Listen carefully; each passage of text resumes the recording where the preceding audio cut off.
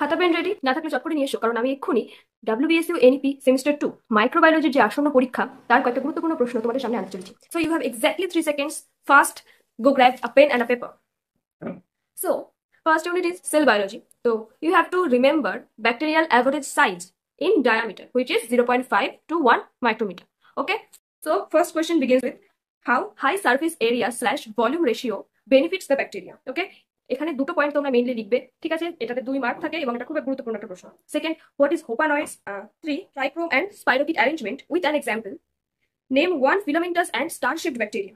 5, what is pleomorphism and which bacteria shows it? Pleomorphism is an excellent question. এটা পরীক্ষা অনেকবার এসেছে এবং সবসময় এটা খুব গুরুত্বপূর্ণ। প্লিওমরফিজম কি, কোন ব্যাকটেরিয়া দেখায়, এটা তোমরা পড়ে যাবে। Next question is what are L forms? What are spheroplast and protoplast? Okay, why L forms are more resistant than spheroplast and protoplast? পরবর্তী প্রশ্নগুলো নিয়ে পার্ট 2 আমি খুব শীঘ্রই। Welcome back to same event. So let's continue with the questions. So কয়েকটা short note তোমরা পড়বে। এন্ডোফ্ল্যাজেলা, mesosome, গ্লাইকোকাইলিক্স। ওকে, আর কয়েকটা ডিফারেন্স তোমরা পড়বে। Pili versus fimbriae, capsule versus slime layer and endospore versus exospore. So এই কয়েকটা প্রশ্ন তোমরা প্রিপেয়ার করে রাখো, পরীক্ষায় আসলো। Next question, what are endospores? Explain the endospore formation process briefly. What is capsule? How does capsule provide pathogenicity? এই প্রশ্নটা আমাদের সবথেকে গুরুত্বপূর্ণ প্রশ্ন ছিল। ক্যাপসুল কিভাবে একটা ব্যাকটেরিয়ার প্যাথোজেনিসিটিকে বুস্ট করে। Next question, what are plasmids? Different type of plasmid. Listen, there are some types of plasmid, fertility plasmid, R plasmid, col plasmid. So এগুলোর প্রত্যেকটার সংজ্ঞা তোমরা পড়ে যাবে। প্লাজমিড ডিফার্স ফ্রম এপিজোম, সাথে এপিজোমের সংজ্ঞাটাও তোমরা পড়ে যাবে।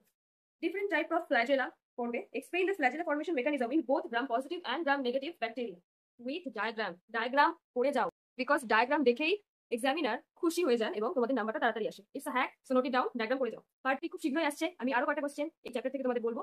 So subscribe. Welcome to same event. This is the third and the final part of cell organisation important exam question for microbiology semester 2 2024।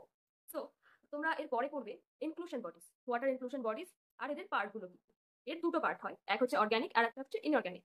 তো অর্গানিকের মধ্যে দুটো পড়বে, একটা হচ্ছে পিএইচবি আর একটা হচ্ছে গ্যাস ভ্যাকুয়ালস। যদি অর্গানিক ইনক্লুশন বডি সম্পর্কে তোমাদের লিখতে বলে তাহলে তোমরা এই দুটো উদাহরণ দেবে এবং এর সম্পর্কে দু চার কথা লিখবে। আর ইনঅর্গানিকের মধ্যে তিনটে পড়বে, ম্যাগনেটোজোম, কার্বক্সিজোম আর সালফার গ্রানুলস। ওকে, সো এই তিনটে তোমরা পড়বে। এছাড়া কয়েকটা প্রশ্ন আরো পড়ে রাখো। What is chemotaxis? What is LPS? Okay, আর রাইবোজোম নিয়ে অনেকের চিন্তা আছে, তো রাইবোজোম নিয়ে চিন্তা করতে হবে না, আমি একটা লিংক দিয়ে দিচ্ছি ডেসক্রিপশন বক্সে, পেয়ে যাবে। সেখান থেকে তোমরা রাইবোজোম সংক্রান্ত এক দু পাতা একটা নোট পেয়ে যাবে, তো সেটা পড়ে নাও। আর অ্যাসিড ফার্স্ট আর গ্রাম স্টেনিং কাকে বলে এবং এদের পার্থক্য, এটা একটু পড়ে যাও। আর ছোটখাটো কোশ্চেন হিসেবে আসতেই পারে আর্কিয়াল সেল ওয়াল কম্পোজিশন, এই ধরনের ছোটখাটো জিনিস, ঠিক আছে? এগুলো করে যাও। All the best for your exam. আর সেকেন্ড ইউনিটের ভিডিও খুব তাড়াতাড়ি আসছে, সো ফলো সেম ইভেন্ট।